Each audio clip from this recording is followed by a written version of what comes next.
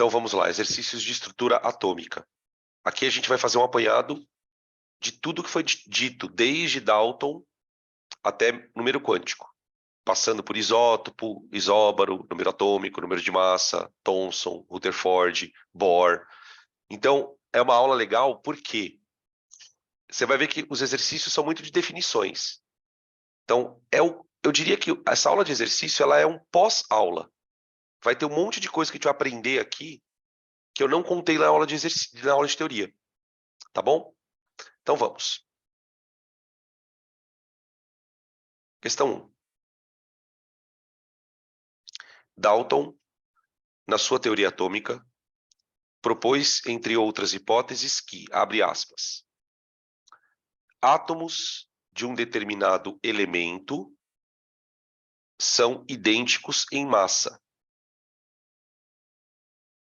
Então isso é uma afirmação que está no modelo de Dalton. Beleza. À luz dos conhecimentos atuais, ou seja, pensando no que a gente conhece hoje, o que a gente pode afirmar sobre essa hipótese? Bom, eu tinha comentado isso na aula, né? Eu vou recomentar. O que a gente sabe hoje? Hoje, nós conhecemos um conceito, que é o conceito de átomos isóbaros.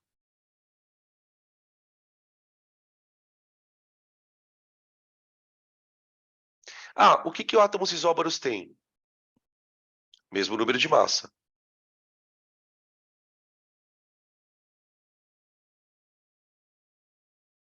Agora, para pensar um pouquinho.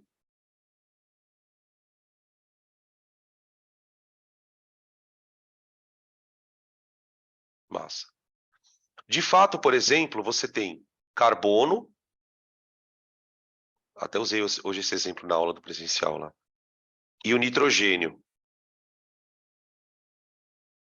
Ó. Esses átomos são diferentes, eles têm massas iguais. Quer ver uma outra coisa que a gente conhece? E aí, isso aqui vai direto no Dalton. Átomos isótopos. Isso aqui vai direto no Dalton. Por quê? A gente conhece, por exemplo, que existe hidrogênio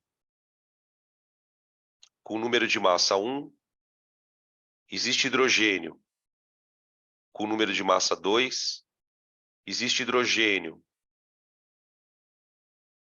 com número de massa 3. Eles são átomos do mesmo elemento. Até porque o que define elemento é o número de próton, não é? Mas eles têm número de massa diferente. Ou seja, eu estou dando dois exemplos aqui para dizer o seguinte. Primeiro, a massa não é critério para diferenciar um elemento do outro. Tá bem? Então, a hipótese do Dalton é falsa. Por quê? Com a descoberta dos isótopos, verificou-se que átomos de um mesmo elemento, vide o caso do hidrogênio, podem ter massas diferentes. Alternativa C. Tá? Só para lembrar, ainda existe o conceito de isótono e de isoeletrônico, né? Tá bom? Tranquilo? Pode printar, gente. Vamos gastar saliva nos outros exercícios que tem uns meio punk lá na frente. Questão 2.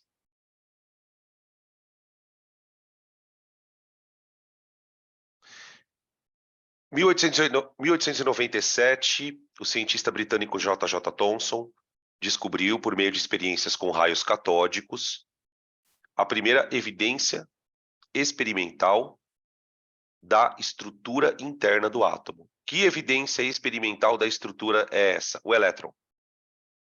A detecção do elétron. O modelo atômico proposto por Thomson ficou conhecido como do pudim de passas. Para esse modelo, podemos afirmar que, bom, já posso excluir a alternativa A, porque ele fala de núcleo. O modelo de Thomson não fala de núcleo. O modelo de Thomson fala de elétron. Tá? Cargas negativas estão distribuídas homogeneamente por todo o átomo? Olha, faz sentido, né? Naquela teoria do Thomson, o que seria o átomo? Uma massa positiva e os elétrons distribuídos dentro dessa massa. Então, faz um certo sentido a B. C. Elétrons distribuídos em órbitas. O conceito de órbita, ele só surge para quem? As órbitas energéticas, né? Isso aqui é Bohr, gente. É Bohr. Não é mesmo? Isso, Bohr. Você está escrevendo aqui Bohr. Isso. Tá? Só para a gente colocar o resuminho. Núcleo. Conceito de núcleo. Rutherford.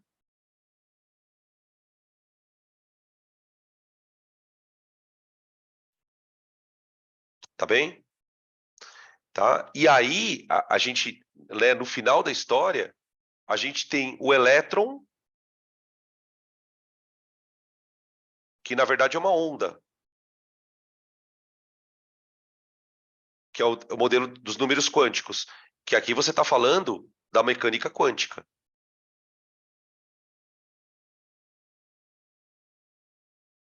Né? Tá bem?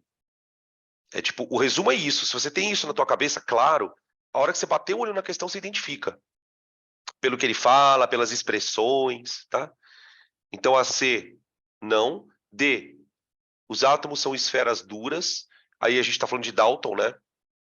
E E, elétrons espalhados aleatoriamente no espaço ao redor do núcleo. Não. Se fala de núcleo, não é Thomson. Tá bem? Então, alternativa B de bola. B de beijo. B de bola. Tranquilo?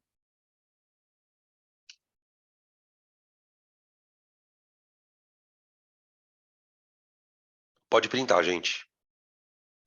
Boas noite. Para quem eu não estava antes, boas noite.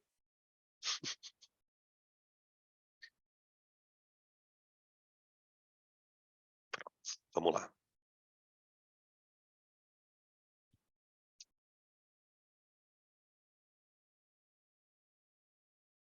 Aqui para a gente dar uma lembrada no Rutherford.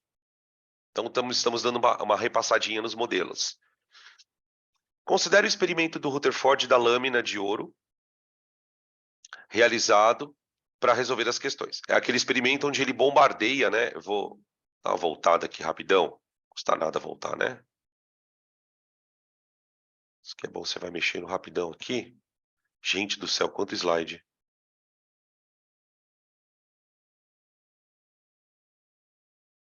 Ó, tá aqui. Achei a criança aqui, ó. Ó, tá aqui. Esse aqui é o experimento, para quem não lembra, tá? No experimento da lâmina de ouro, o que ele fez? Ó, ele usou um material radioativo que emitia partículas, né, que são fragmentos do próprio átomo. Ele bombardeou a lâmina e percebeu, a partir de uma análise da radiação que atravessava a lâmina aqui, ó, que basicamente o átomo era vazio. Né? Ele previu a existência do núcleo e diz que o núcleo é positivo. Tá bom? Beleza? Agora volta lá. Ah, aqui. Ah, calma. Calma devagar. Aqui. Tá bom. Aí ele fala o seguinte, ó. Descreva os resultados que deveriam ser observados na experiência se houvesse uma distribuição homogênea das cargas positivas e negativas do átomo, como sugeria o modelo de Thomson. No modelo de Thomson, que é o do pudim de passas, o que ele falava basicamente sobre o átomo? O átomo era maciço ainda. Então, no modelo de Thomson, a gente tem um átomo ainda maciço.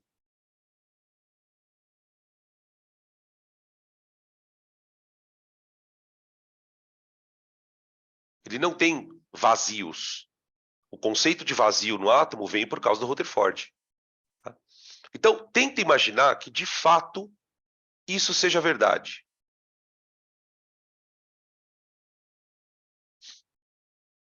Se o átomo fosse maciço, eu teria espaços vazios na matéria? Poderia até ter, entre os átomos. Entre os átomos. Mas não dentro do átomo. O que isso poderia afetar o resultado? O que vocês acham que aconteceria? Se, de fato, o átomo fosse maciço, eu teria menos espaços vazios na matéria. Eu provavelmente teria espaços. Tenta imaginar um monte de bolinha, tudo junta. Assim, ó. Uma bolinha aqui, outra bolinha aqui, outra aqui e outra aqui, ó. Se a bolinha é maciça, você tem espaço vazio na matéria? Tem, mas menos. Então, o que deveria ser observado se o modelo de Thomson fosse correto? Provavelmente, a gente observaria uma quantidade de radiação que atravessaria a lâmina menor. O que surpreende o Thomson, o Rutherford, perdão, é que quando ele joga a radiação, ele percebe que quase toda a radiação atravessa. Ao contrário do que poderia se imaginar. O que se imaginaria? Pouca radiação atravessa. Não, o que aconteceu? Muita. Deu para entender o lance? Então, como é que a gente poderia responder isso de maneira sucinta? Né? Descreva os resultados que deveriam ser observados nessa experiência se houvesse uma distribuição homogênea das cargas positivas e negativas do ar. A gente poderia escrever assim, ó. Provavelmente,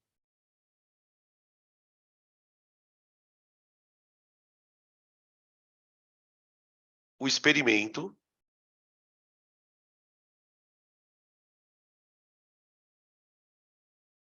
detectaria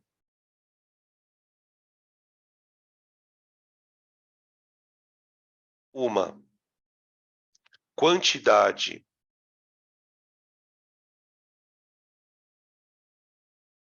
significativamente menor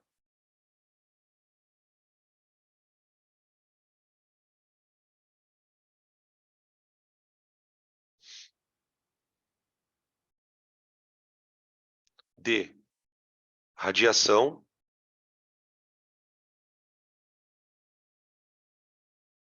atravessando a lâmina.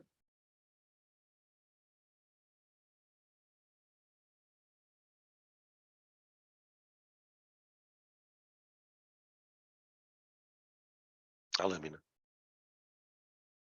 Tá? Por quê? Em virtude de menor espaço entre os átomos, que seria o espaço vazio da matéria. Tá? É claro que, né, gente, é uma questão de vestibular, então, assim, é uma suposição. Não dá para a gente imaginar o que aconteceria de uma coisa que não existe. Tá? Por isso que eu achei engraçado o pessoal tentando explicar coisas bizarras, né? Tipo a história da Terra plana. Ah, mas se a Terra fosse plana? Não tem como. Né? Bom, enfim. B. A seguir estão descritos alguns dos resultados. Descreva a interpretação dada por Rutherford para cada um deles. Tipo assim, o que ele viu? Qual foi a conclusão? Tá? É basicamente isso que o exercício pede. Tipo, o que ele viu? Ah, a maior parte das partículas atravessava a lâmina sem sofrer desvios. Conclusão: muito espaço vazio. A matéria é um grande vazio. A matéria é um grande vazio. Tudo bem? Acabou. 2. Pequena parte das partículas não atravessava a lâmina e voltava. Qual a explicação para isso? Uma colisão entre a partícula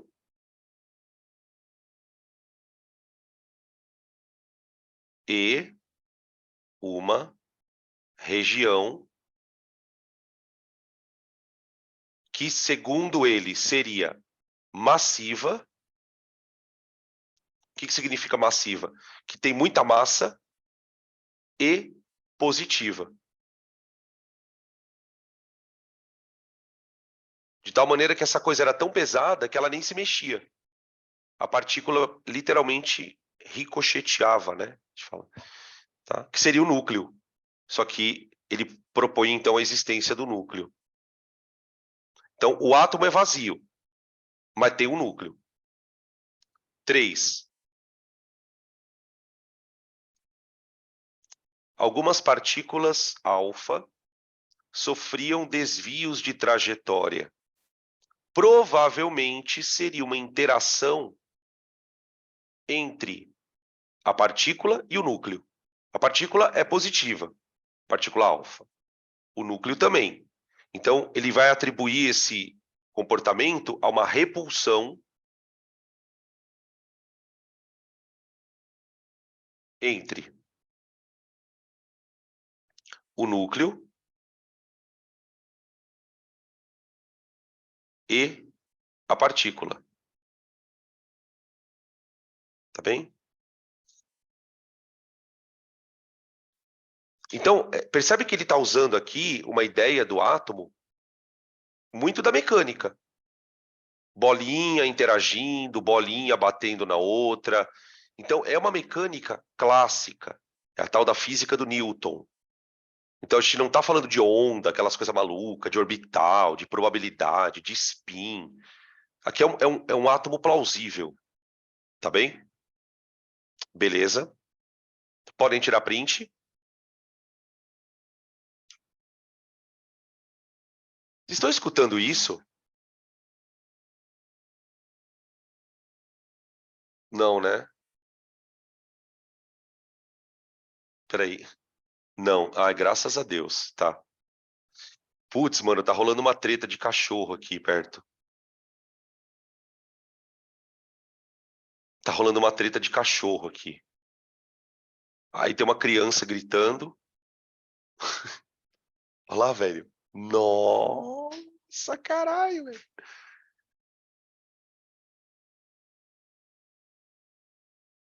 Pau comeu aqui, velho. Agora já separaram. Rolou. Ixi, acho que era dois cachorros, tipo, de vizinho, assim, tá ligado? Tem um cachorro aqui, velho. O cara é um demônio. Na verdade, é uma fêmeazinha. Ela avança nas visitas, cara. Tipo, sabe quando você escuta assim? Tipo, as visitas estão na casa, aí você escuta o cachorro. "Rar!" E aí a do dono, não, não, para. A cachorra chama Pipoca.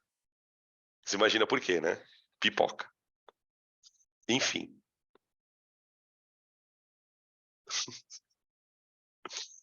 Aqui. Questão 4. A questão 4 é um lembrete para a gente voltar um pouquinho na transição de modelo. Rutherford, Bohr. Né?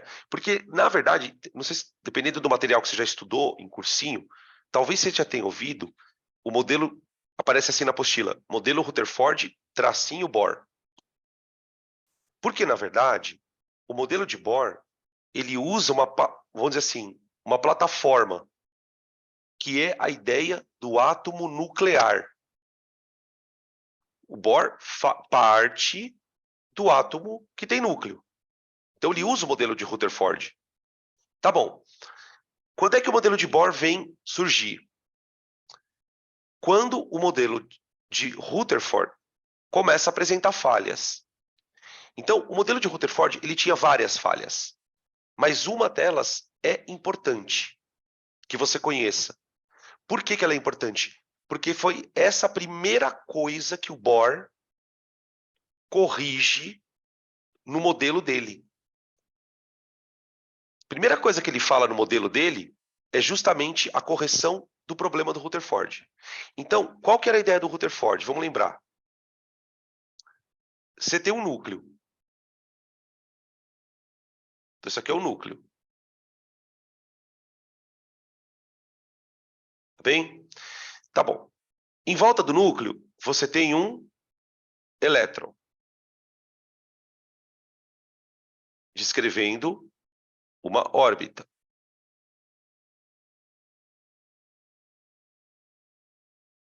Tudo bem? Gente, como é que a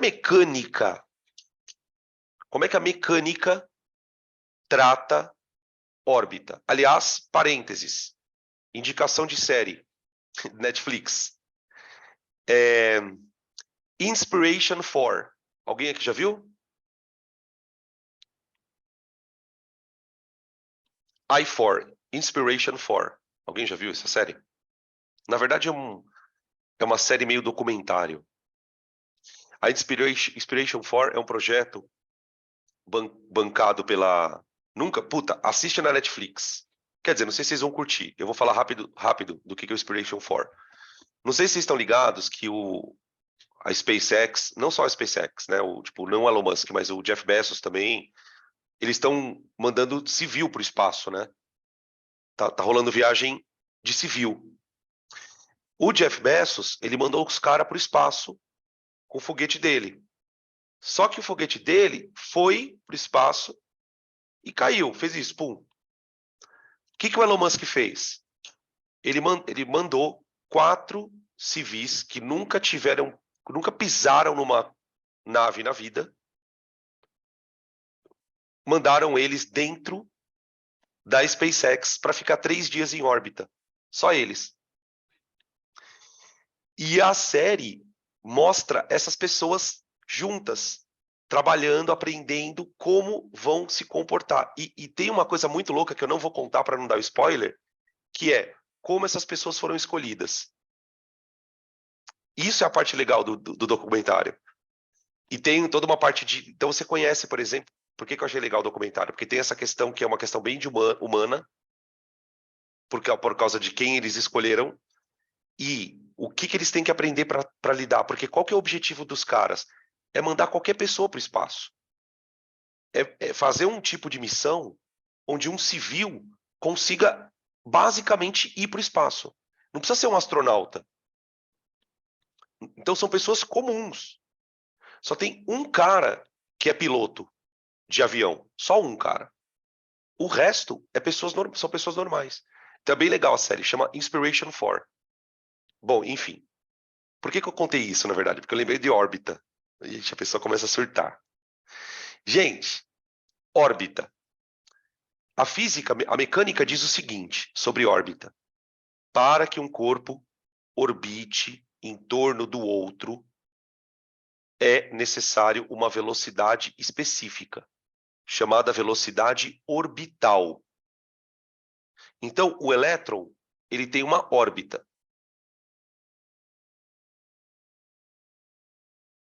Só que para ele ter essa órbita, ele precisa ter uma velocidade orbital. Por exemplo, só para você entender, eu quero orbitar a Terra na altura da estação espacial.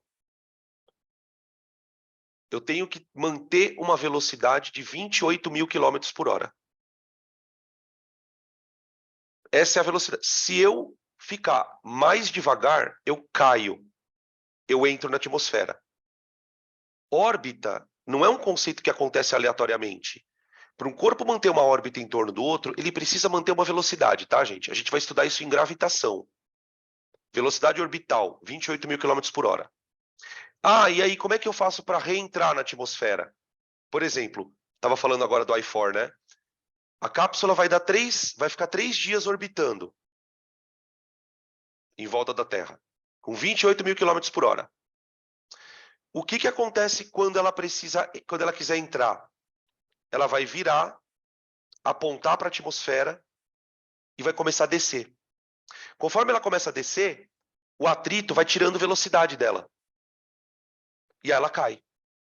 Por que eu estou contando isso? Porque suponha que o elétron tem uma órbita. Portanto, ele tem uma velocidade, não tem?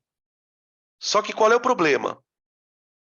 Quando o elétron... O que a física sabia Quando um elétron descreve uma órbita, então vou escrever, ao descrever uma órbita,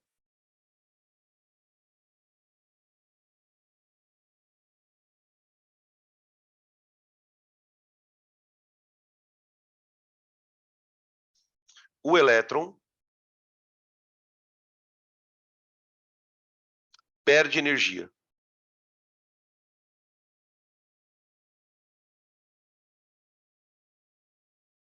Ele vai perdendo energia conforme ele vai orbitando. Isso a física sabia que acontecia. Qual é o problema dele perder energia? Ele vai perder velocidade. O modelo de Rutherford não sabia explicar por que isso não acontecia.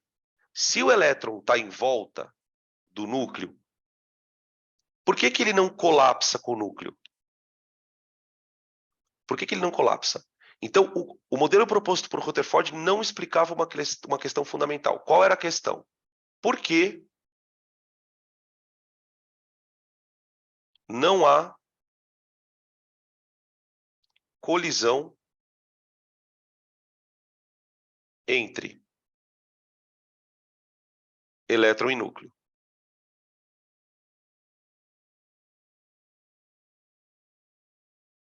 Essa era a questão. Tá bom? O que o Bohr vai falar? O Bohr vai dizer o seguinte: o elétron, na verdade, não perde energia porque a energia do elétron é quantizada, ela é intrínseca ao elétron. O simples fato dele existir fará com que ele tenha uma energia. E esta energia, ela é constante. Então, na verdade, ele vai dizer uma coisa meio que assim: o elétron não cai, por que não? Porque para ele cair, ele perderia energia. Mas a gente não vai considerar que o elétron perca energia. Por quê? Porque ele tem um valor próprio de energia dele. O que eu posso fazer com o elétron é mudar a energia dele, que é a transição eletrônica. Aquele pulinho da órbita. A gente vai fazer um exercício depois do pulinho da órbita. Então ele vai botar o elétron num outro pacote. O elétron não é uma bolinha. Não dá para eu pensar no elétron como se fosse um corpo orbitando em torno de um planeta. Não dá. Ele não é assim. Entre outras, assim, em outras palavras, né? Tá bom? Beleza? Próxima questão. Questão 5.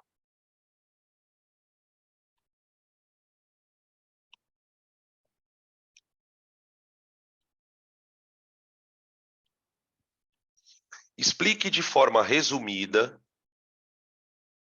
o significado do termo transição eletrônica e relacione este fenômeno com o experimento do teste de chama. Para quem não lembra do experimento de teste de chama, gente, eu falei na aula isso, tá? O experimento do teste de chama, basicamente, o que você faz? Você pega um sal e aquece ele. Basicamente é isso. Você aquece um sal. E o que você vai observar? Dependendo do sal que você aquecer, ele vai pegar fogo, entre aspas, não é pegar fogo que fala, né? Porque não está queimando. Ele vai emitir uma luz colorida. E é um colorido bizarro, gente. Laranja, roxo, verde. Então, imagina uma chama verde. Ficou curioso, tá? O teste de chama, ele é a forma mais simples de você observar na prática o que é uma transição eletrônica. Então, vamos lá. O que é uma transição eletrônica? Vamos escrever aqui, ó.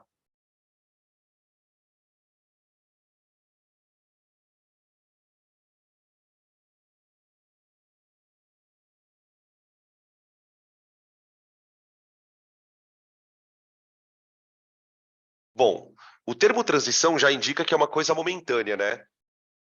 Então a gente poderia definir transição eletrônica como sendo uma mudança de órbita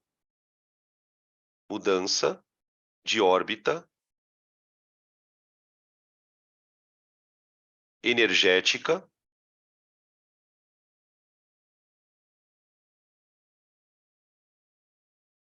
devido à absorção do quê? Do quê? O que o elétron tem que absorver? Energia. Só que, exatamente, só que, eu vou colocar uma palavra aqui. Por quê? Porque não é qualquer energia que ele tem que absorver. É uma energia específica. Então eu vou escrever absorção de quantum de energia, que é o pacote. Escreveram aqui luz. Não precisa ser luz não, viu? Pode ser calor. Por exemplo, no teste de chama, qual é a energia que ele absorve? Calor. Tá? Outra coisa que a gente pode colocar, né? Aí já entrando na segunda parte da questão, né? Como é um processo de transição, o retorno do elétron, depois que ele foi excitado, né? O retorno do elétron para a órbita vai fazer ele liberar essa luz, essa energia. E aí sim é fóton. Então, ó, vamos escrever aqui, ó. O retorno do elétron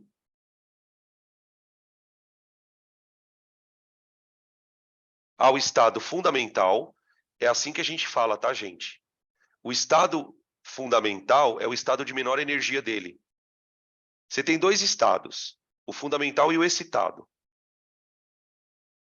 Tá bem? Então, o retorno do elétron ao estado fundamental ocorre com liberação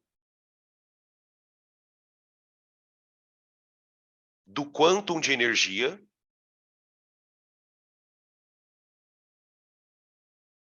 aquele mesmo quantum que ele absorveu, ele volta,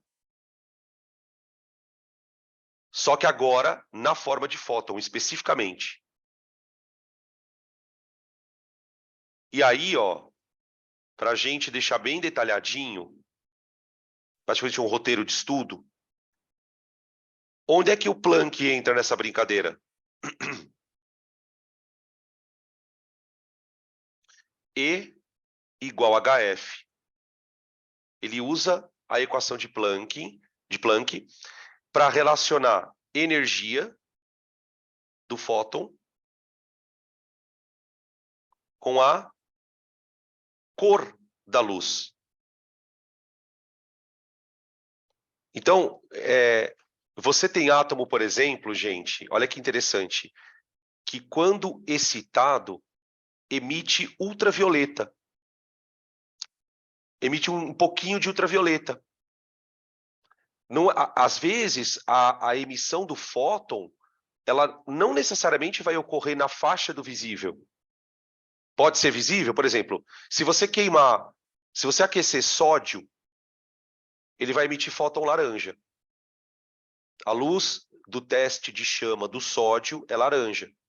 Se você aquecer potássio, a chama fica rosa. Meio pro violeta, assim. Então, cada transição ocorre numa diferença de energia, tá bem? Beleza? Tá aí, resumido. Podem tirar print.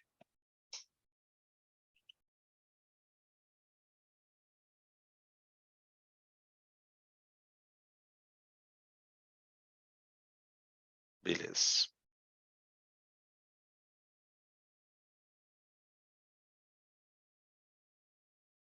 Seis.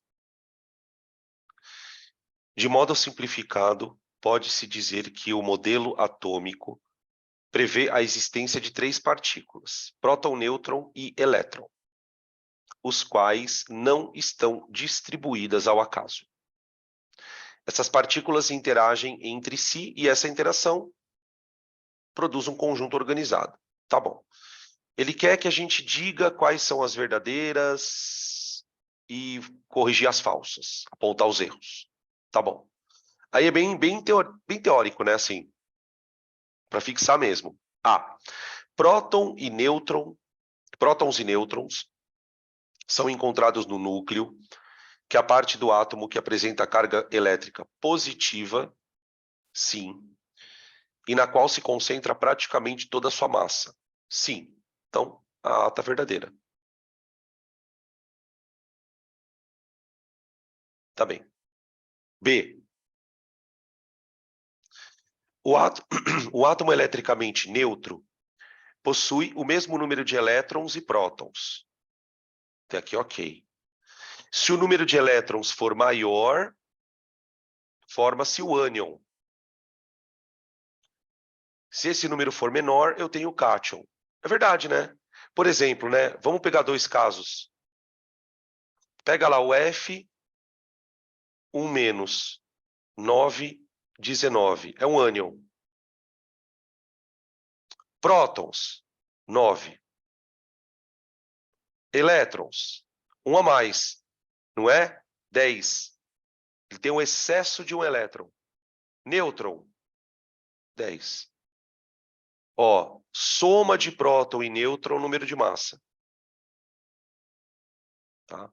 Aí pega um cátion, vai. Magnésio, 2 mais. 12, 24. Aqui eu tenho um cátion. Tá? Prótons, 12. Elétrons. Opa, 10. Estejam certos que vocês entendem esses números, tá, gente? Senão é a hora de perguntar. A gente está fazendo os exercícios, tá? E nêutrons, 12. Olha lá. Tá bem? Tá? Então, ok. C. Número atômico informa o número de prótons. Tá bom? D. O núcleo de qualquer átomo sempre conta com o mesmo número de próton e nêutron. Não. Não. Não. Aqui eu tenho um exemplo em relação a isso. Olha para o flúor. Sabe uma coisa que vai chamar a atenção da gente? Talvez alguns de vocês já tenham reparado. Por exemplo, no caso do flúor, eu tenho 9 prótons e 10 nêutrons. Não é igual. Mas vocês já repararam que é meio parecido os números? Em vários casos, tá? Às vezes chega a ser igual, ó.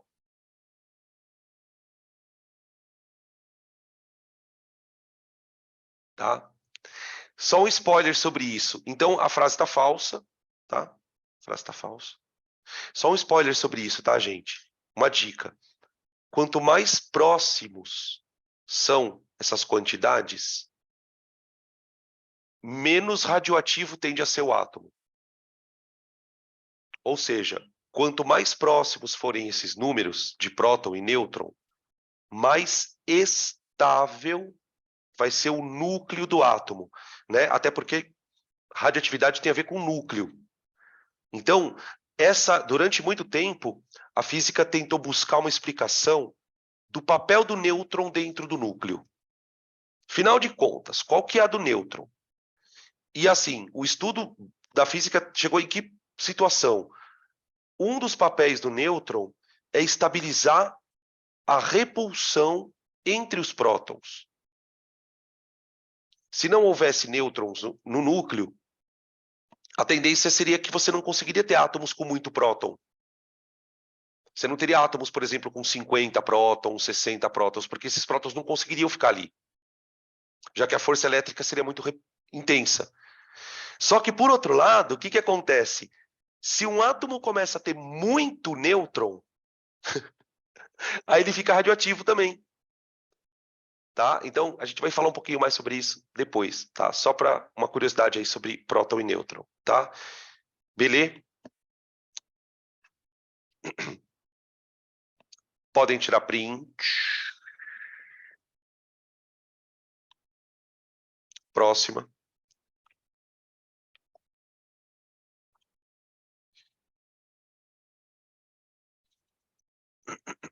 Aqui.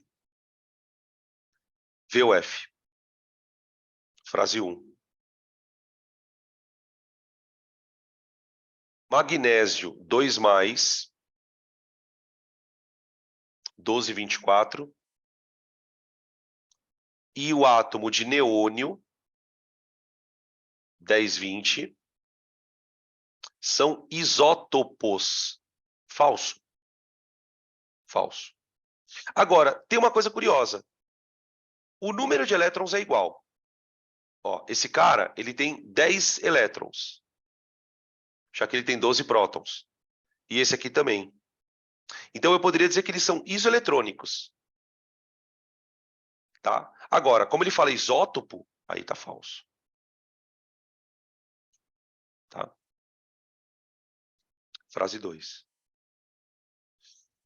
Argônio 40 e potássio 40. Argônio 40, potássio 40 são elementos diferentes, mas são isóbaros, né?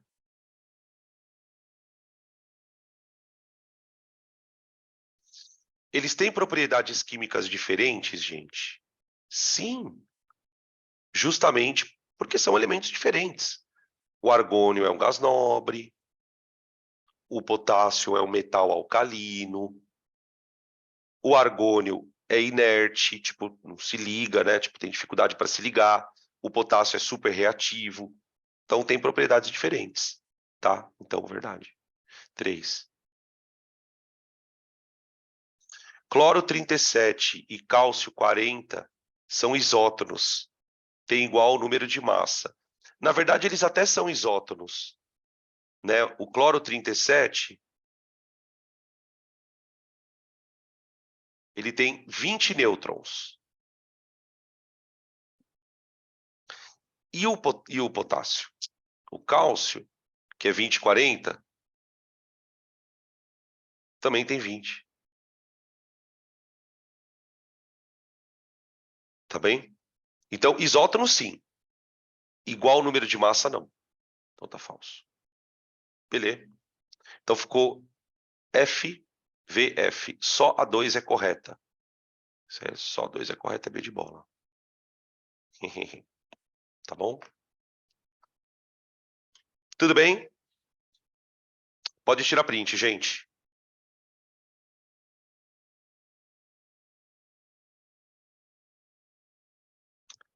Questão número 8. Aqui a gente fala dos isótopos, isóbaros, isótonos. Aquele tipo de exercício bem clássico. Tem alguns nos exercícios de casa. No simulado também tem. Tá bem? Então vamos.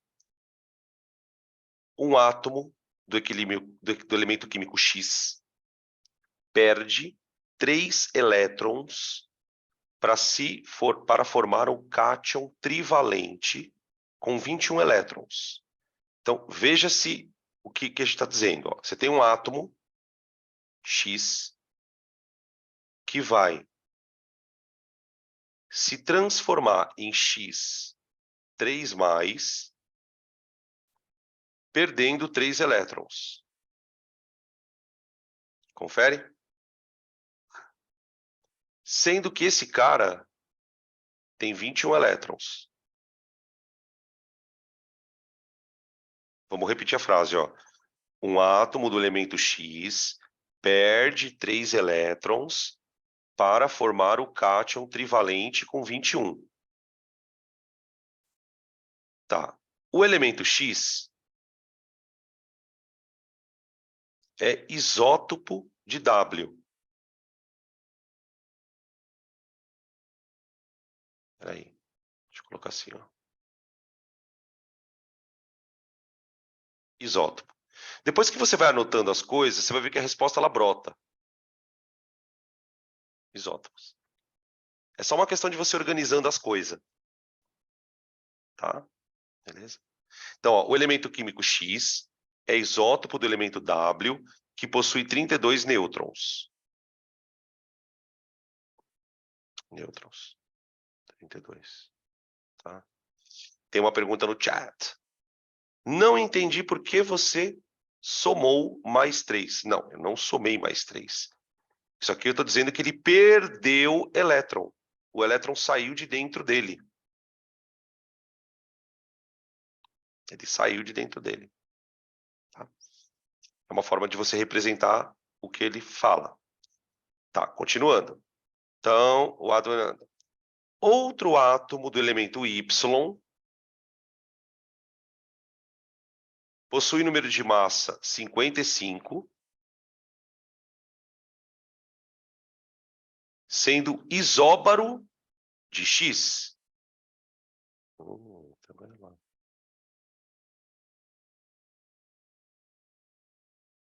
Isóbaro. Opa! Se ele é isóbaro, eu já posso dizer que o número de massa dele é 55. Tá vendo? Já vai saindo as coisas. Beleza? Deixa eu ver se eu esqueci alguma coisa. Tá? Beleza. Ô, gente, deixa eu fazer uma pergunta para vocês. Quantos elétrons tem esse cara aqui? O átomo neutro. O átomo neutro, gente, ele tem que ter 24 elétrons. Opa, calma, volta aqui. Ele tem que ter 24 elétrons, certo? Porque se ele perde 3 e fica com 21... Ah, então pera, se ele tem 24 elétrons, ele tem 24 prótons. Portanto, isso aqui é o número atômico dele, ó.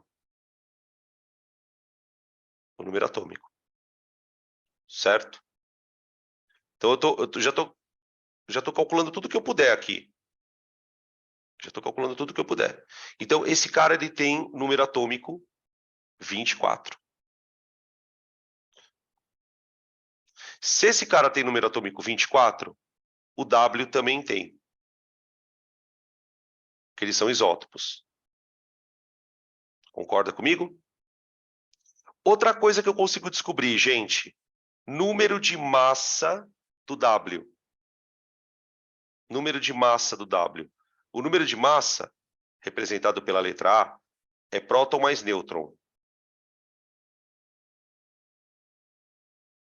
Então, se eu pegar 24 mais 32, eu acho o número de massa do W, que vai dar 56. 56. Tá bom? Ô, gente, eu acho que a única coisa que não dá para descobrir é o Y, o número atômico dele. Acho que isso não dá para descobrir, né? Ou dá? Acho que não. Não fala nada sobre o Y, só que ele é isóbaro. Então é isso. Então matamos a questão. Por quê? O item A. Determine o número de massa e o número atômico de X. Já determinamos. Número de massa, 55. E o número atômico, que a gente representa pela letra Z, né? 24. B de bola. O número de massa de W. 56. Esse tipo de exercício é tranquilinho, tá? Pena que não cai muito. Quase nunca cai. Ainda mais uma prova meio bem assim conceitual, né? Como a prova de Enem, por exemplo. Agora, num vestibular mais tradicionalzão, pode ser que se encontre esse tipo de questão. Então vale a pena dar uma estudada. Tá? Na GD cai, na GD, a GD é uma prova mais quadradinha. A GD é uma prova mais quadradinha. Que cai essas questões que, assim, o que eu chamo de prova quadradinha, né? É uma prova que cai questão que você já viu. Né? Por exemplo, por que a galera tem muito medo de alguns vestibulares específicos? O pessoal tem medo de prestar FUVEST, Unicamp, porque essas provas, a chance de cair uma questão que você já viu é muito pequena. Eles elaboram as questões muito dentro do ineditismo. Claro que depois que você pega a questão e vai ver lá nos arquivos, você vai encontrar uma outra coisa parecida, mas, no geral, o que acaba assustando um pouco é isso. O Enem, ele tem um pouco disso. Eles cobram a mesma coisa, mas dão sempre um jeito de mudar um pouquinho a questão. Tá? Por isso que, na prova de natureza, é muito comum que os alunos se queixem. Dan, a prova está difícil. Por que ela está difícil? Porque o aluno olha e não reconhece a questão. Então, quando eu falo que na prova de natureza tem esse problema, é justamente isso, você tem que saber tudo mesmo. Não dá para dizer assim, eu vou decorar uma coisa. É meio complicado por causa disso. Tá bom? Vamos lá, 9.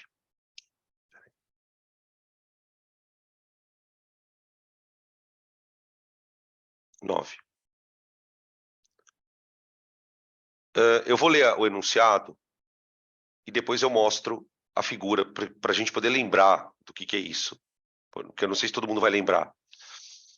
Ele fala assim, ó. Quando a luz proveniente de uma lâmpada de neônio, imagina uma lâmpada que tem um gás dentro. Eu vou pegar essa luz e vou decompor usando um prisma. E aí eu vou obter cores. Que nem o arco-íris. Certo? Só que olha o que ele fala. Quando essa luz é dispersa através de um prisma, obtém-se um espectro descontínuo. Gente, qual é a tradução vulgar para espectro descontínuo?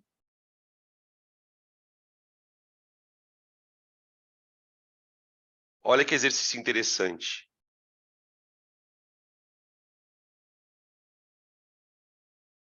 Vocês vão achar ridículo, mas é super interessante. Porque isso, se você consegue fazer esse tipo de exercício, você vai aprender muita coisa. Explica para uma criança de 7 anos o que é espectro descontínuo.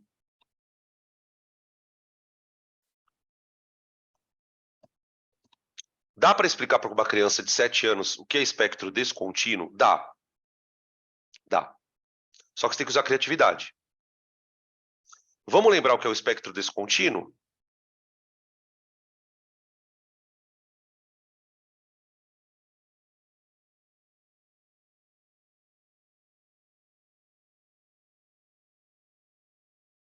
Ó.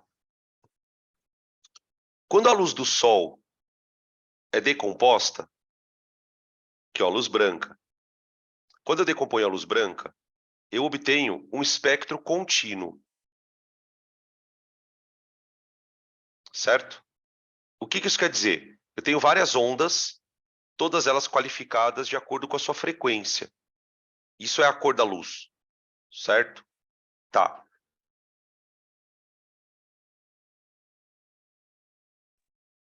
Eu esbarrei nesse cabo de...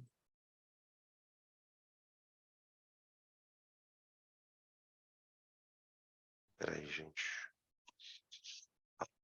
Peraí, gente. Tá falhando aqui. Pronto, voltou. Agora, quando eu pego um outro tipo de luz, ó, aqui o desenho que eu mostrei para vocês na aula era uma luz feita com gás hidrogênio. A luz ela passou, foi decomposta e aqui apareceu o espectro descontínuo. Tá vendo? Então, por exemplo, se eu vou explicar para uma criança o que é um espectro descontínuo, o que eu falo para ela? Vocês sabem que criança aprende muito na base da metáfora, da analogia, da comparação. Então eu falaria para a criança assim: imagina um arco-íris. Imaginou? Agora imagina que nesse arco-íris está faltando algumas cores. Isso é um espectro descontínuo. Então, o espectro... Agora, vamos para a física, né? O que é o espectro descontínuo? É uma emissão de ondas eletromagnéticas com apenas algumas frequências. Essa é a explicação mais física do que é um espectro descontínuo. Eu excitei o átomo e o átomo está emitindo fótons com energias específicas. Fica claro isso para todo mundo? Então, por exemplo, quando eu olho num espectro aqui e vejo uma cor vermelha, o que eu entendo com isso? Tá rolando ali dentro uma transição eletrônica cujo fóton tem a frequência do vermelho. Então, na hora que o elétron volta, ele emite o fóton vermelho. Isso aqui é o fóton emitido pelo elétron. Aqui eu tenho um azul, ó. Aqui tem um azul. Mesma coisa. Aqui eu tenho um anil e um violeta. Então, cada cor é uma transição, tá? O Bohr calcula isso. Ele não só calcula, gente, como ele confere. Ele confere. O que ele faz? Ele pega essa luz e analisa quais são as frequências. E aí ele pega essa frequência e coloca na equação. Ah, então se a frequência, por exemplo, uma frequência vermelha é uma frequência de baixa energia.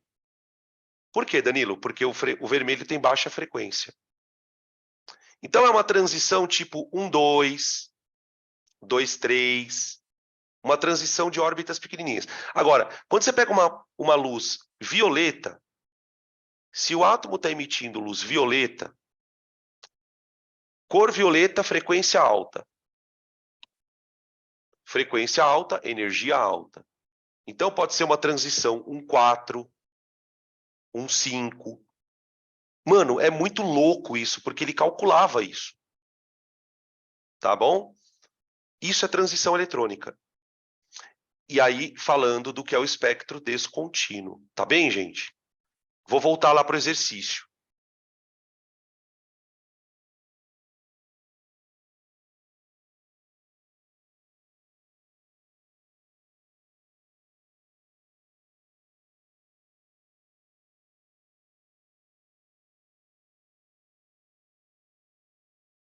Tá aqui.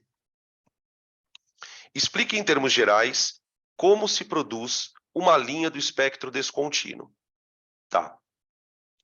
Cada linha corresponde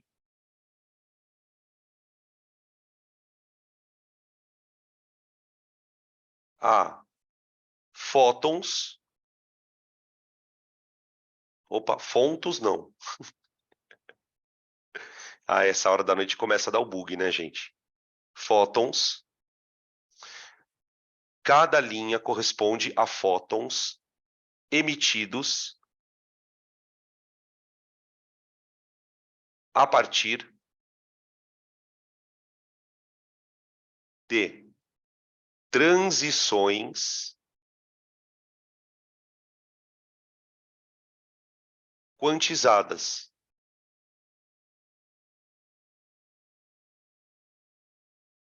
Vírgula. Isto é, o que significa quantizado? Com energia específica. Com energia específica. Gente, sabe uma coisa que eu acho muito foda? Tudo isso surgiu com uma coisa idiota. Qual é o fenômeno idiota? Lembra da radiação do corpo negro? Por que se eu esquento um corpo, ele emite luz? E por que a luz dele depende da temperatura? Cara, é uma pergunta tão imbecil. E é extremamente complexo explicar isso. Basicamente, a física teve que criar uma mecânica quântica para poder explicar. E isso teve os reflexos em tudo quanto é área. Tá? Tipo, hoje, a mecânica quântica está na nossa vida. Não ainda como a gente gostaria. Mas não sei se já ouviram falar de computador quântico. O computador quântico ele tem uma velocidade muito maior do que esse computador que a gente usa. Tá? A mecânica quântica está presente no laser. Então, tudo que envolve laser, qualquer coisa, desde uma depilação a laser, até um aparelho de laser para fazer uma cirurgia, por exemplo, para você produzir o laser, eu uso mecânica quântica.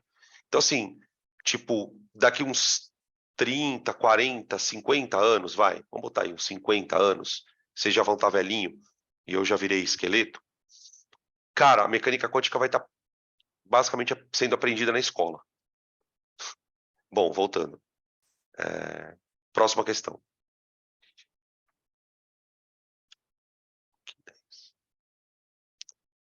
Questão 10.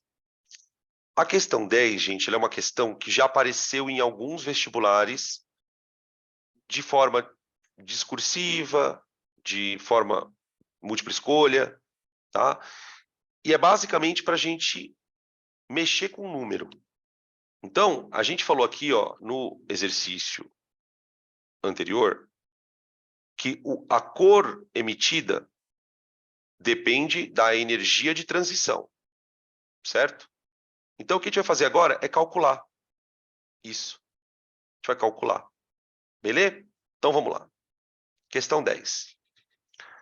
Aqui tem uma explicação prévia de ondulatória. Ó, a frequência f de uma onda eletromagnética é dada pela expressão V igual a lambda f, sendo que o V é a velocidade da onda e o lambda é o comprimento dela.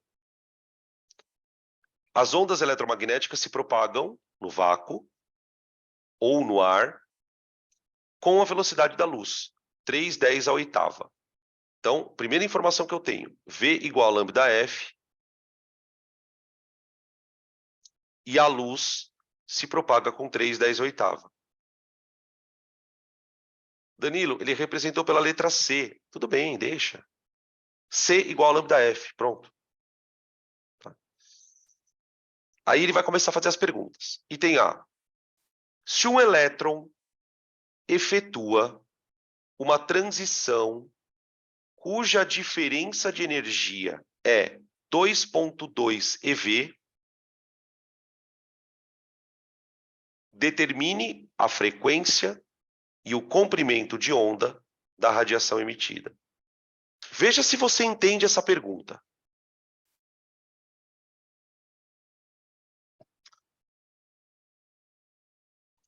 Se você entendeu essa pergunta, você entendeu o modelo de Bohr. Tá, não entendi, Danilo. Vamos entender agora. Imagina o seguinte, ó. Um elétron está descrevendo uma órbita. De repente, ele é excitado e pula para uma outra órbita. A diferença de energia é 2,2 eV. Quando esse cara retornar, ele vai emitir um fóton.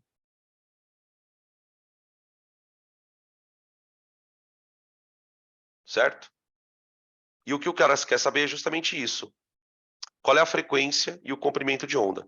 Qual é o F e qual é o lambda?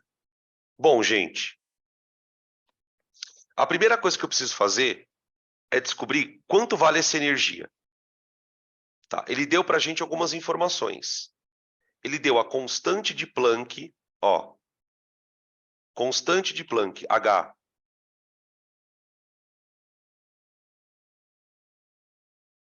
Dá uma olhada na constante de Planck. Olha a unidade dela, Joule segundo. Olha o que ele deu aqui, gente. 1 eV. Para quem nunca ouviu falar disso, gente, eV é a unidade elétron-volt. Ela é uma unidade de energia. Então pensa rápido. Quais são as 3 unidades de energia que você conhece a partir de hoje? 3. 3.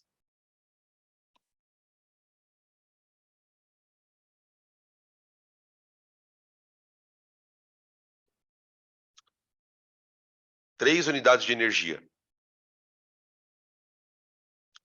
Joule, caloria e elétron-volt. Nossa, Danilo, mas que unidade bizarra, elétron-volt é. Olha quanto vale essa porcaria, gente. Essa porcaria. Olha quanto vale 1 eV. 1,6 10 a menos 19 joules. Então, gente, vamos fazer o seguinte. Vamos calcular qual é a energia em joule? Vamos lá. Ó, 1 elétron-volt corresponde a 1,6 10 a menos 19 joules. Certo? Qual é a energia da transição? A energia da transição é 2,2. Então, 2,2 eV vai dar uma energia E. E em Joule. Tem que transformar para Joule? Tem. Eu não posso usar o valor em EV na fórmula. Tudo bem, vamos lá. Quanto deu? Deu 3,52, 10 a menos 19 joules. Só que a energia da transição. Meu, olha que tamanho minúsculo de energia, gente. Tá bom. Agora, o que que eu faço? Isso aí é luz, não é? Isso aí é luz. Se isso aí é luz, eu posso usar essa fórmula aqui, ó.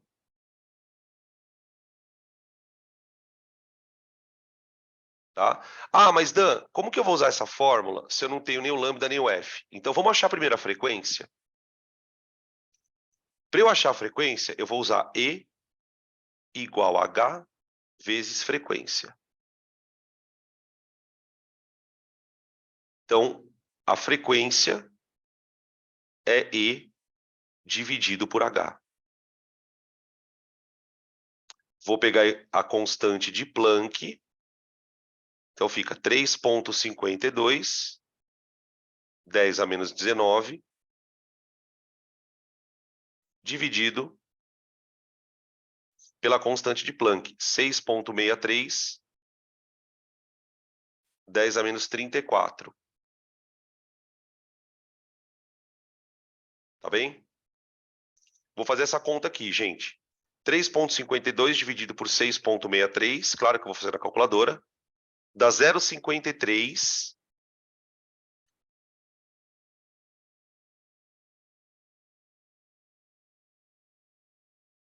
E aí eu tenho a divisão das potências. Subtrai os expoentes, né? Então, menos 19 com mais 34 vai dar 10 elevado a 15.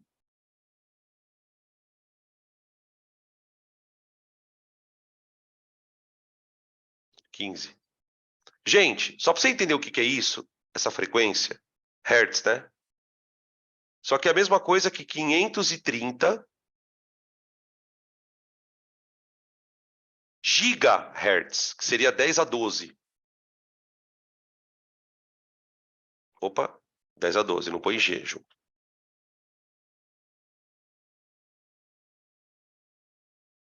Essa é a frequência da onda de luz. Tá? Sabe o que significa isso na prática, gente? Imagina uma onda que faz isso aqui, ó. Ela oscila 530 bilhões de vezes. Não, bilhão não. Trilhão de vezes por segundo. 530 gigahertz. Tá bom? Agora eu vou achar o lambda. Eu vou pedir para que vocês tirem print dessa tela, caso queiram, para eu achar o lambda.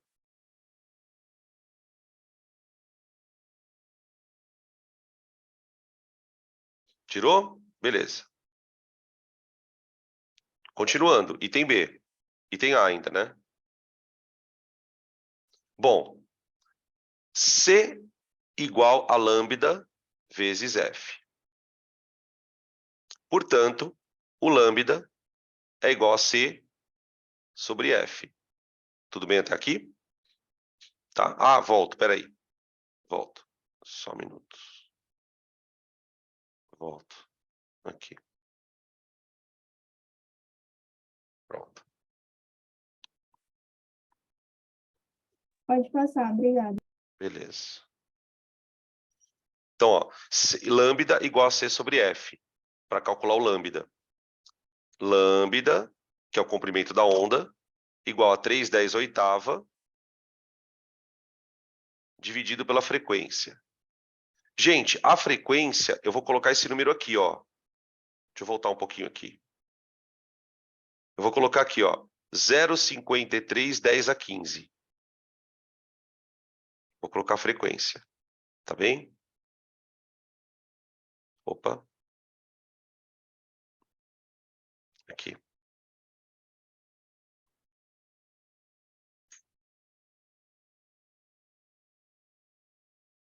A 15. Tá? Gente, fazendo uma conta meio porca, Vamos fazer um arredondamento? 0,53 é quase 0,5, né? Então, 3 dividido por 0,5 vai dar aproximadamente 6 vezes 10 a menos 7 metros. É o tamanho da onda. Esse é o tamanho da onda. Tá? Gente, só um detalhe importante aqui. Quando a gente trabalha com a luz, as ondas, elas são muito pequenas, ó. Tá vendo? Então, o que a física gosta de fazer? Ao invés de escrever 6, 10 a menos 7, eu vou escrever 6, 10 a menos 9. Aliás, peraí. Eu vou escrever 600, 10 a menos 9. Não é a mesma coisa? Sabe por que a gente gosta de fazer isso? Porque o 10 a menos 9 é nano. Então, uma coisa que você tem que se acostumar. Você está dando upgrade na sua vida de área de ciência da natureza, não está? Comprimento de onda da luz geralmente vem em nanômetro. Apareceu um comprimento de onda nanômetro, pode crer, ou é luz, ou é ultravioleta, ou é infravermelho, tá? Então, a luz que ele está emitindo aqui, a radiação eletromagnética, ela tem um comprimento de 600 nanômetros. Nanômetros. Tudo bem? Tranquilo? Isso era o item A. Item B. As cores que podem ser percebidas pelo sistema visual humano correspondem... Não está tranquilo? Não, tá sim. Ixi, vai ficar melhor depois. As cores que podem ser percebidas pelo sistema visual humano correspondem a uma pequena faixa de frequências do espectro eletromagnético, representado no esquema abaixo. A radiação emitida como resultado dessa transição pode ser percebida pelo olho humano? Sim. Vamos dar um zoom aqui, ó. Ó. O que eu enxergo do violeta ao vermelho? Certo? Gente, o violeta está no comprimento de 400 nanômetros. Dan, eu preciso decorar esses valores? Não. Não. O que você precisa saber? O violeta tem um lambda pequeno, mas a frequência é grande. Né? A frequência é grande. Tá? Já o vermelho, ó, olha o tamanho da onda. 700 nanômetros. Então, se o meu fóton emitiu 600 nanômetros, ó, a onda dele é 600. Eu enxergo. Eu enxergo. Tá bem? Eu enxergo. Então, sim, a resposta é sim. Tá? Pois o comprimento da onda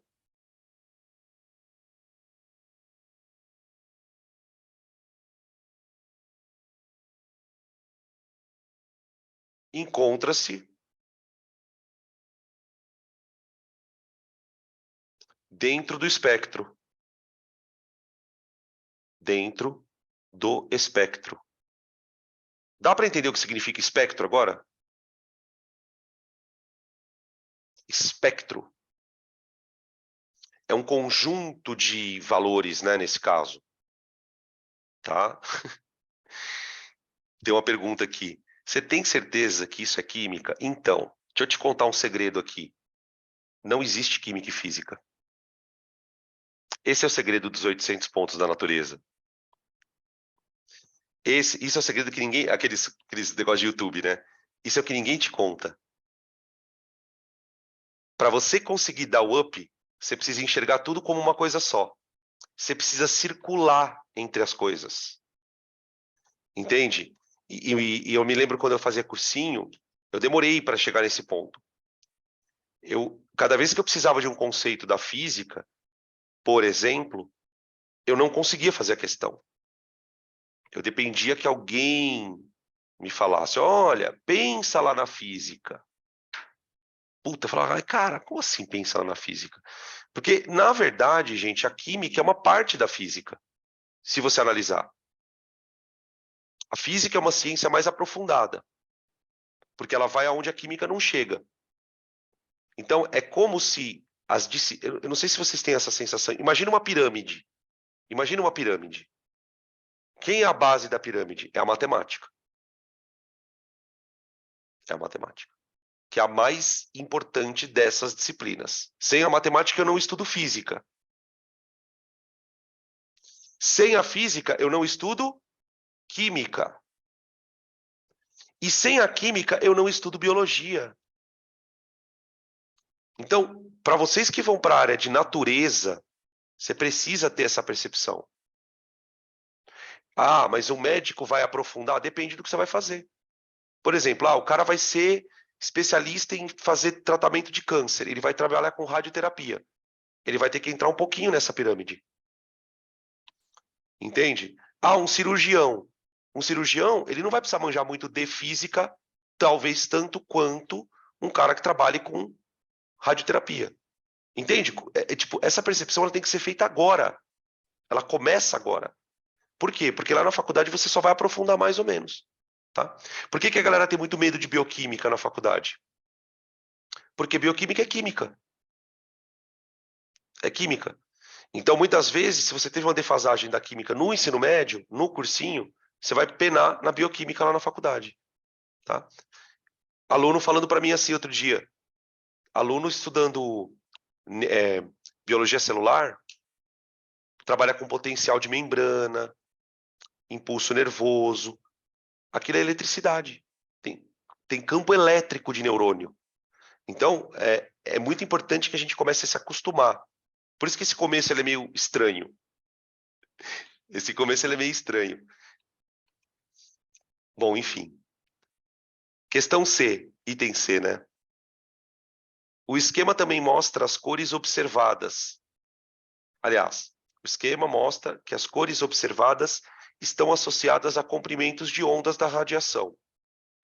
Caso a radiação emitida por essa transição eletrônica ocorra na faixa do visível, qual é a coloração que o olho enxergaria? Olha, a gente enxergaria alguma coisa entre o amarelo e o laranja. Né? Os 600 nanômetros, ele está por aqui, ó. Por incrível que pareça, tá, gente? Coincidência ou não, é a cor do sal de cozinha. Faz uma... hora que terminar a aula de hoje, se você nunca fez isso, faz hoje. Pega uma colherinha de sobremesa, coloca sal, liga o fogo e observa a cor da chama quando você botar o sal. A chama é azul, do fogo. Quando você botar o sal, ela vai ficar entre o amarelo e o laranja. Então, é provavelmente essa faixa aqui, no comprimento de 600 nanômetros. Tá bem? Então, eu vou colocar aqui, ó. Né? Mas que cor é essa, Danilo? Sei lá que cor é essa, porra. Entre amarelo e laranja. Laranja. Tem certeza que isso é química? Não, é sociologia. Olha lá, baixou o Eloy agora. Agora baixou o Eloy. Pronto. Próxima. Questão 11. Você tá ligado que é brincadeira, né? Você tá ligado que é brincadeira, não vai ficar chateado. Eu não quero acabar com a sua pessoa, eu quero acabar com a sua cabeça. Quero explodir sua cabeça. Ó. Explode. Vai. Vai. 11. Faça a distribuição eletrônica de acordo com os níveis energéticos. Distribuição de aplicação do diagrama, gente. Aplicação do diagrama, tá? Então vamos. Item A. Fósforo. 1s2, 2s2, 2p6, 3s2, 3p3. Tudo bem? Beleza? Agora, vamos aproveitar o exercício para fazer os outros comentários. Vamos falar about camada de valência, que a gente já falou na aula, né? Discutimos alguns exemplos. Então, se eu olhar para o fósforo, a camada de valência dele está aqui, ó. Lembrando que camada está relacionada ao número quântico principal, que é o 3. Então, tudo que está no 3 é camada. Na mecânica quântica, a gente aprendeu que esses elétrons estão em orbitais. Então, vamos desenhar os orbitais de valência. Tá bem? Ó, subnível S tem um orbital. Só um. Qual é o número quântico desse orbital? 0. Ali dentro, eu tenho 2 elétrons. Lembra que os elétrons têm um tal de spin? Cada um tem um spin? Que a gente ficou meia hora tentando definir, descobrimos que não tem definição. A gente representa os elétrons com as famigeradas setinhas. Tá bem? Tá. Aí, eu tenho 3 elétrons no subnível P. No subnível P, nós teremos 3 orbitais.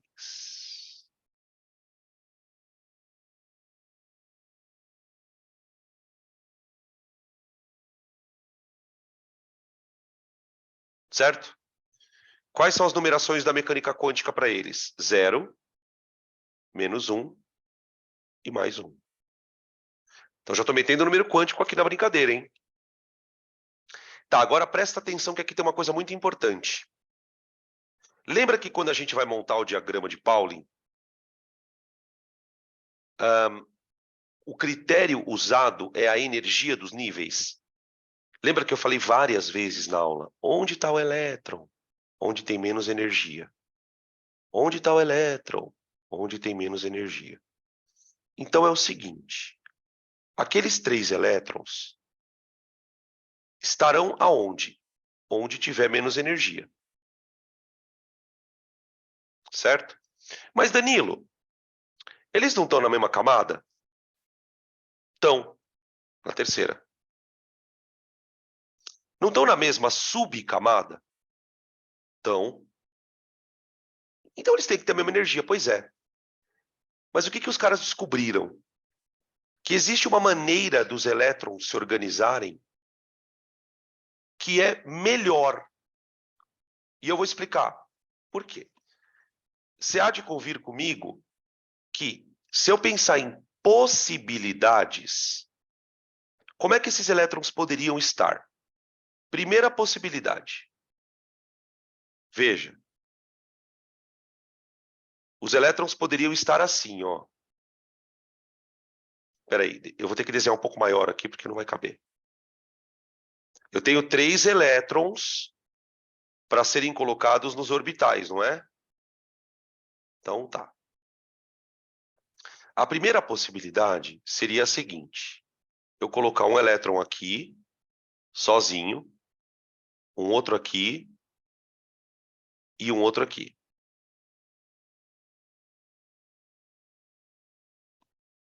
A segunda possibilidade seria você distribuir os elétrons de que maneira? 2 elétrons em um orbital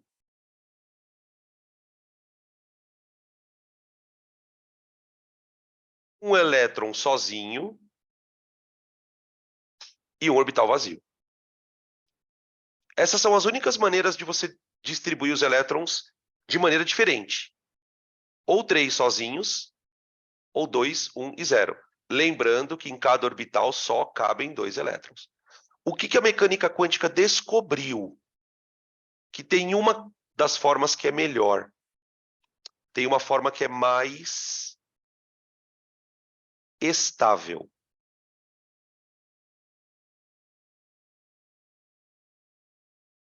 Por quê, Danilo? Porque sim. Tem por quê. É simplesmente porque na equação de onda dos elétrons, quando você coloca os elétrons dessa maneira, você tem uma energia menor para a equação. Então, o que significa que o elétron naquela situação está com mais estabilidade.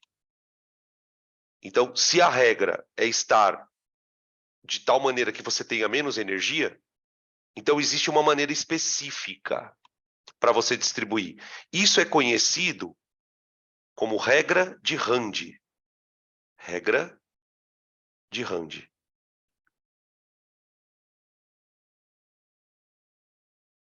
Tá? Meu professor brincava assim, ó. Tem sempre aquelas coisas de cursinho que ajuda, né?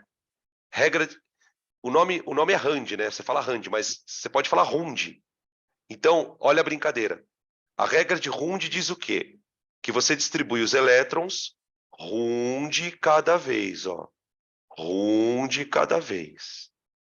Rund cada vez. Bem idiota. Rund cada vez. Aí o aluno fala assim: Ah, Dan, agora entendi. Então dá uma croque na cabeça. Entendeu nada. Só decorou. Tá bom? Mas, Danilo, você vai me perguntar. Isso é importante para caramba. Sabe por quê? Porque agora é o seguinte. Eu vou dar nome para esses elétrons. Espera aí, gente. Deu um problema aqui. Eu vou dar nome. Os elétrons que estão dentro do orbital juntos serão chamados de emparelhados.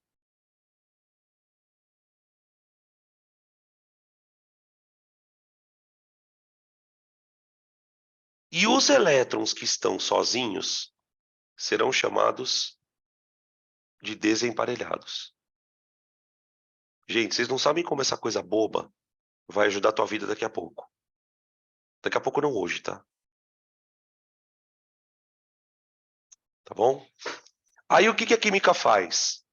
Ela vai criar uma representação desses elétrons da camada de valência, que você já deve ter visto em apostila, em exercício. A gente vai representar os elétrons como bolotinhas ao redor do símbolo. Quando os elétrons forem emparelhados, você vai desenhar eles juntinhos. Assim, ó. Quando os elétrons forem desemparelhados, aí você vai desenhar separadinho. Tá bom? Guarda isso na tua vida. Então, um bom treino para vocês, para a aula da semana que vem, para a aula de amanhã, perdão, que é tabela periódica, é aprender a fazer isso. Ah, mas com todos os elementos? Não, né, gente? Com alguns. Tá? Beleza? A gente vai usar muito isso na parte de ligação química. Como que um elétron emparelhado se liga? Como que o desemparelhado se liga? Tem uma diferença. Tá? Tem uma diferença. Tudo bem? O exercício em si só pedia a distribuição. Tá bom? Beleza? Item B. Cloro. 1s2, 2s2, 2p6, 3s2, 3p6. Não, 3p5.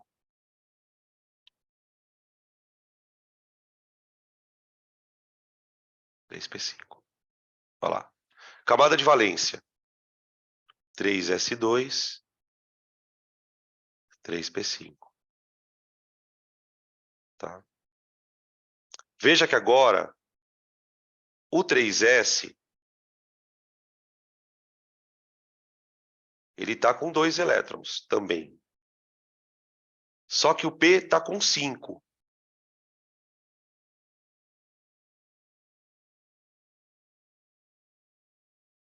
O P está com 5.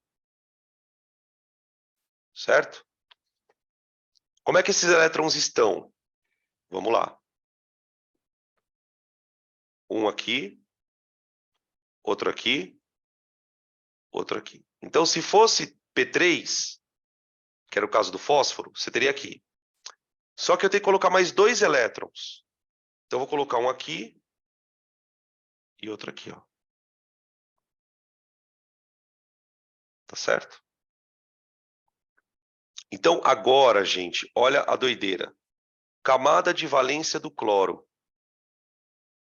Ele tem um par, que está no S. Depois ele tem um outro par, que está no P. Outro par que está no P. E tem um sozinho. Perdão, gente, desculpa. Deu uma engasgada aqui. Tá bem?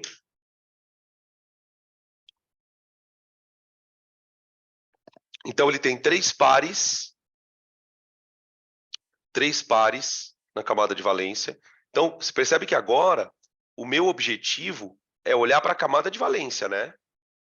Eu estou fazendo a distribuição eletrônica para olhar para a camada de valência. Tá bom? Tá aí, então, o item B. Gente, o item C, eu quero comentar o item C porque tem exercício na apostila e vai gerar dúvida. No item A e no item B, a gente fez a distribuição de átomos, eletrônica, né? De átomos que não tem carga. Tudo bem. Só que tem um probleminha. Quando você vai fazer a distribuição de um cátion, você não pode esquecer que o cátion perdeu elétron. Ah, Danilo, então eu faço o seguinte. Eu vejo quantos elétrons ele perdeu, subtraio e faço a distribuição. Por exemplo, aqui eu tenho o ferro, tá vendo? Ferro 3. Ferro, ele tem 26 elétrons. O ferro 3 tem 23 elétrons. Tá certo? Só que você tem que tomar cuidado pelo seguinte. Quando você faz a distribuição eletrônica, você está seguindo a ordem de energia, não é? O elétron que sai do átomo não é necessariamente o que tem maior energia. O elétron que sai é o que está mais longe. Então, aqui tem uma armadilha. Qual é a armadilha? Se eu tiver que fazer a distribuição de um cátion, o que você faz? Esquece que ele é cátion. Faz o seguinte. Quero distribuir o ferro, né? Tá bom. Vai lá. Ferro, 26. Primeiro você faz a distribuição. 1s2, 2s2, 2p6, 3s2, 3p6, 4s2, 3d, 6, né? É isso? 10, 20, 30, 26. Pronto. Tá aí. Tá aí. Esse é o ferro. Aí o que você vai fazer agora? Agora você vai pensar, bom, a carga dele é 3+.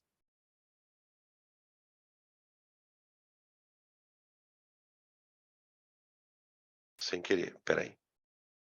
A carga dele sendo 3+, significa que ele perdeu 3 elétrons.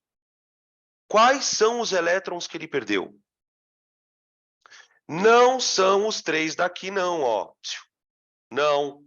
Não vai tirar 3 daqui. Você tem que primeiro tirar da camada de valência. Ó, a camada de valência é essa, ó. Então aqui já era.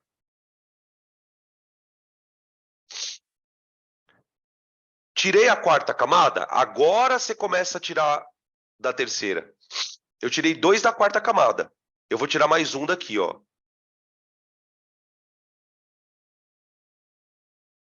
Então, a distribuição do ferro 3 é 1s2, 2s2, 2p6, 3s2, 3p6, 3d5.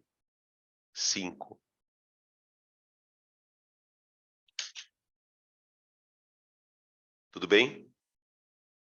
Ô, gente, qual é o problema de você não fazer desse jeito? Se você fizer uma distribuição de 20 elétrons, 23, né? Pelo diagrama de Pauling, não vai dar isso aqui. Não vai dar. Tá? Então, precisei distribuir de um átomo qualquer, de um átomo neutro. Aí você usa o diagrama. Precisei distribuir para um cátion. Faz a distribuição do átomo neutro.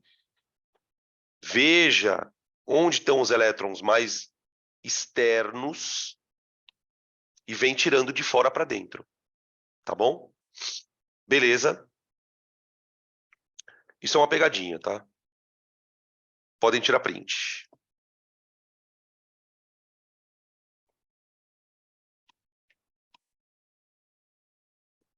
E eu achando que a aula ia terminar mais cedo.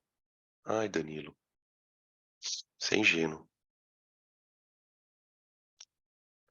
A questão 12 é uma questão de números quânticos. Tá bom? Quando vocês forem fazer os exercícios da apostila, vocês vão topar com uma ou outra ali de número quântico. Não tem muitas. Coloquei algumas ali para dar uma fixada nesse assunto, tá? Porque ele não é tão importante. Aqui tem vários conceitos, tá? Considere que um determinado átomo apresente o seu elétron mais energético, chamado de elétron de diferenciação, com os seguintes números quânticos. Então, esse átomo ele tem vários elétrons, mas tem um elétron específico que tem número quântico principal 3, número quântico secundário 1, número quântico do orbital, que é o magnético, menos 1, e o número quântico spin, menos meio. Tá? Então, ó, aí ele fala o seguinte: considerando que o primeiro elétron apresenta spin mais meio, Danilo, o que é isso? Que diabo é isso que tá escrito aí?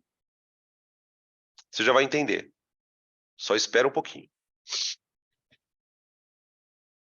Tá? Considerando que o primeiro elétron tem spin mais meio, determine o número atômico desse átomo. Meu Deus. A pergunta parece que não tem nem sentido, né? Ele começa a dar o número quântico de elétron e de repente ele pergunta o número atômico. Gente, vamos pensar um pouquinho? Esse elétron, ele se chama de diferenciação, não é? Por quê? Porque ele é o mais energético.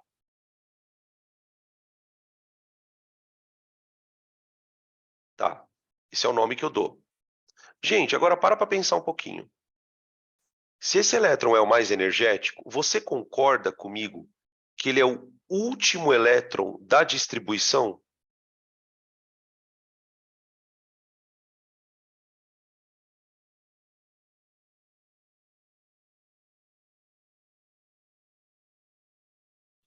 Concorda comigo? Aí pensa assim, por que eu posso usar essa informação para achar o número atômico do átomo? O que eu sei? O número atômico, por definição, é o número de prótons. Só que nós sabemos que num átomo o número de prótons é igual ao número de elétrons. Então, gente, se eu descobrir quantos elétrons tem o átomo, eu descubro o número atômico dele.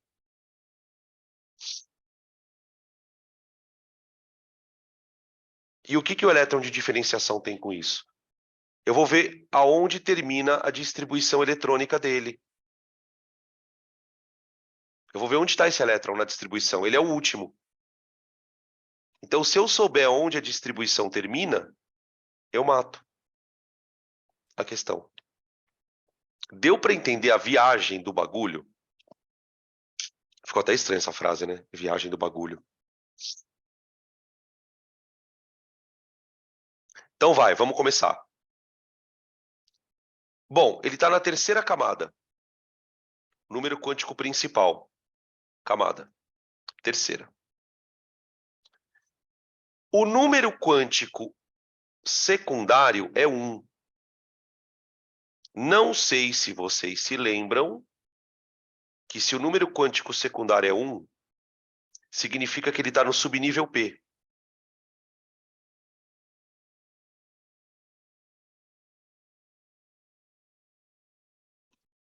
Então, ó, o que eu já vou descobrindo desse cara? Que a distribuição eletrônica dele termina em 3p. 3p. O problema é que pode ser 3p1, 3p2, 3p3, 3p4, 3p5, 3p6. Então não dá para dizer ainda quantos elétrons tem. O que nós sabemos? Se ele está no subnível P, o elétron pode estar em 3 orbitais diferentes.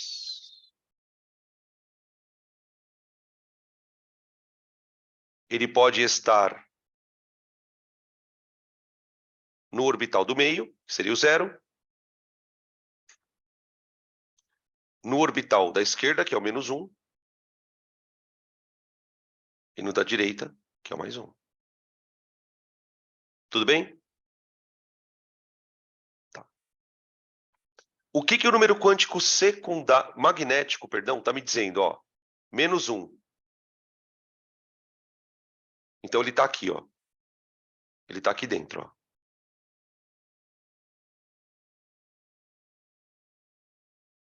Agora me diz uma coisa. O elétron que nós estamos procurando, ele é o primeiro ou o segundo elétron a estar neste orbital? Olha o que ele fala na última linha, ó. Considere que o primeiro elétron, o primeiro que você colocar ali, vai ter spin mais meio. Então, por exemplo, na hora que você começa a preencher ali, o primeiro elétron vem aqui, ó. Primeiro elétron. Esse daí tem spin mais meio. O segundo elétron vem aqui, sozinho, com spin mais meio. Depois vem um outro elétron aqui, ó, com spin mais meio. Depois que os primeiros elétrons entraram, eu vou começar a colocar os segundos elétrons. E este é o nosso amigo, ó, o segundo elétron. Ele é o nosso querido. Ó. Ele está no orbital -1.